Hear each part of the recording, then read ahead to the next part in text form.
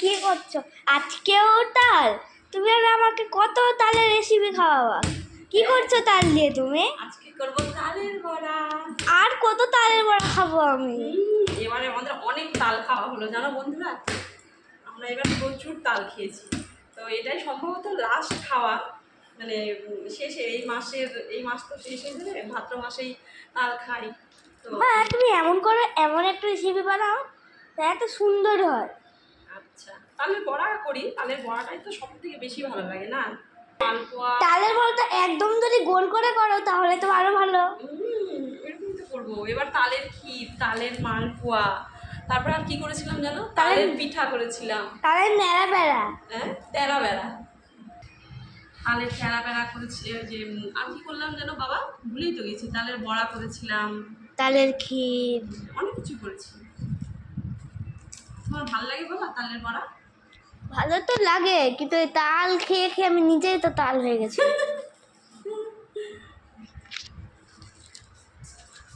এই যে দেখো বন্ধুরা, তালটা ছাড়িয়ে নিলাম এইভাবে, একটু এই যে এইভাবে ছাড়ালাম, আর এই যে একটু করে টানবো, এই যে উঠে গেল। হ্যাঁ, তুমিও করছো? তো বন্ধুরা, ছেলেকে শুধু বলেছিলাম যে বাবা একটু ক্যামেরাটা ধরিস তো, আর ছেলে তো মানে নিজের মতন গল্প শুরু করেছে। তো ভালোই হয়েছে, ওর সাথে গল্প করতে করতে কিন্তু আমার কাজটাও হয়ে যাবে। কিসের গন্ধ বেরোচ্ছে? তালের নাকি কাঁঠালের? আচ্ছা, কাঁঠাল কি শুকিয়ে গেলে তাল হয়ে যায়? না না, কখনোই না। এইভাবে আবার এইভাবে জানো তো কাঁঠালের বড়া করা যায়। কি কাঁঠালের বড়া? আমি তো শুনেছি কাঁঠালের বিচি খায়। এখন বাজে দুপুর 1টা মতন, আর দুপুরবেলা এই যে দেখো কাপড় টাপড় কেচে নিয়ে স্নান টান করে একদম তাল ঘষতে বসে গেছি। জানো তো আমাদের বাড়ির এখানে একটা তাল গাছ ছিল, এই যে বেড়াটার ওই পারে, বেড়াটার ওই পারে একটা তাল গাছ ছিল। হ্যাঁ, এবার ওই তাল গাছ থেকে আম্মা বলতো কি, ওই তাল গাছ থেকে রাত্রিবেলা করে ধাপ ধুপ করে ধাপ ধুপ করে তাল ফুটতো। কিন্তু তাল দেখতে পেত না। না, কেউ তাল আর কেউ খুঁজে পেত না। আর একটা কথা বলছিল, তালের আওয়াজ হতো কিন্তু তাল ফুটতো না। তার নিশ্চয়ই ভূত আছে, ভূতু।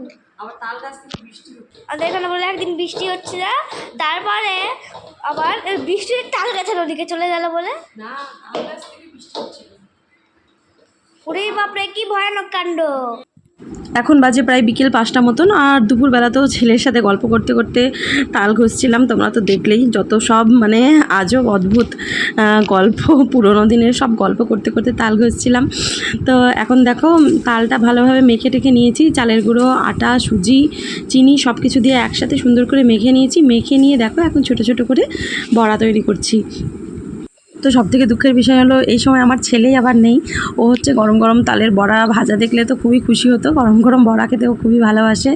আর ও গেছে হচ্ছে প্রাইভেট পড়তে, সেই জন্য এসে খাবে বড়াগুলো। বড়া তো ওর জন্য রেখেই দেবো, তবে তাও মানে গরম গরম বড়া ভাজা দেখলে তো ও খুবই খুশি হয়।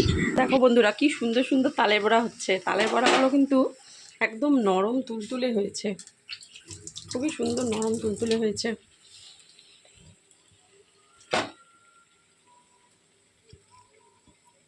এ দেখো কতটা নরম হয়েছে।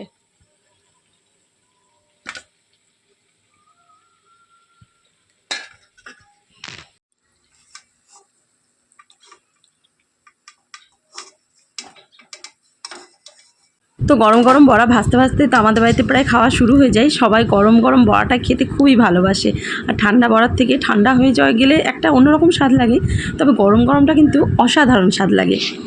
এনেছি দেখো তো, এটা কি এনেছি বলো তো?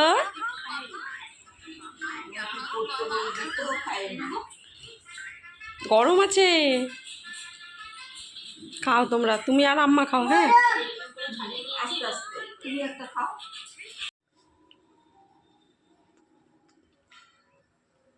সত্যি বন্ধুরা, গরম গরম বড়া কিন্তু মানে অসাধারণ স্বাদ, মানে কি আর বলবো, মানে না খেলে মানে বুঝতে পারবে না।